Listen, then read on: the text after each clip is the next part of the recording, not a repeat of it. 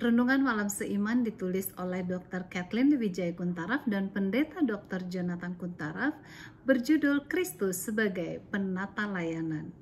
Dan ayat inti dari renungan ini terdapat dalam satu ayat yang merupakan ayat hafalan kita sejak kecil, yaitu dari Yohanes 3 ayat 16. Karena begitu besar kasih Allah akan dunia ini, sehingga ia telah mengaruniakan anaknya yang tunggal, supaya setiap orang yang percaya kepadanya tidak binasa, melainkan beroleh hidup yang kekal. Penata layanan yang baik adalah suatu kehidupan yang tidak mementingkan diri, di mana ada penyerahan diri sepenuhnya kepada Allah dan melayani manusia. Karena kasihnya kepada kita, Kristus telah menanggung salib yang kejam itu. Bahkan rela merasakan sakit yang tak terduga dalamnya oleh karena ditolak oleh miliknya sendiri dan seolah-olah ditinggalkan Allah. Nah, dibandingkan dengan pemberian Kristus ini, apa saja yang dapat kita berikan? Kristus bukan memberikan apa yang dipunyanya, sekalipun ia telah memiliki segala sesuatu, melainkan apa yang diberikannya adalah dirinya sendiri. Inilah yang dimaksudkan dengan penata layanan Kristus. Dengan merenungkan karunia kasih Kristus yang maha besar ini, maka kita rindu untuk menjadi seperti Dia. Inilah kuasa yang akan menggerakkan kita menjadi gereja yang peduli, serta memelihara baik mereka yang berada dalam komunitas orang percaya, maupun mereka yang tidak termasuk di dalamnya.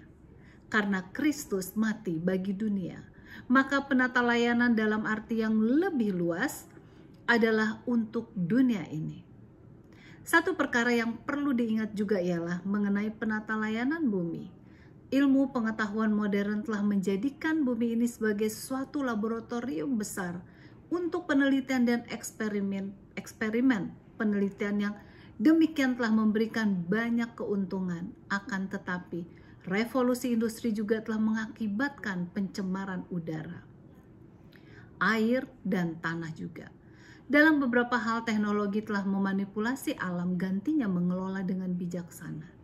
Nah, kitalah penata layanan dunia ini, dan kita harus melakukan segala upaya untuk mempertahankan hidup pada segala tingkatan dengan memelihara keseimbangan ekologi secara keseluruhan.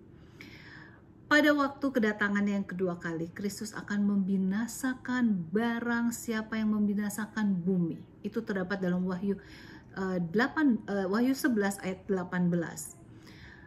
Dari sudut pandang ini, penata layanan Kristen bertanggung jawab bukan hanya atas milik mereka sendiri, tetapi juga atas dunia di sekelilingnya.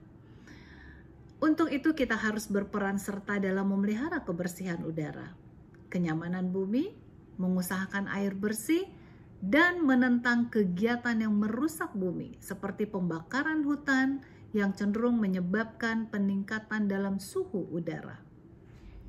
Sama seperti Yesus yang telah menjadi penata layanan yang baik, dengan menyerahkan hidupnya untuk menunjukkan kepeduliannya kepada keselamatan kita, maka dengan demikian, kita juga harus menjadi penata layanan yang baik dengan menggunakan semua berkat Tuhan untuk kemuliaan bagi nama Tuhan, termasuk dalam memelihara bumi agar tetap dapat dinikmati manusia selama dunia ini masih bertahan. Tuhan Yesus memberkati.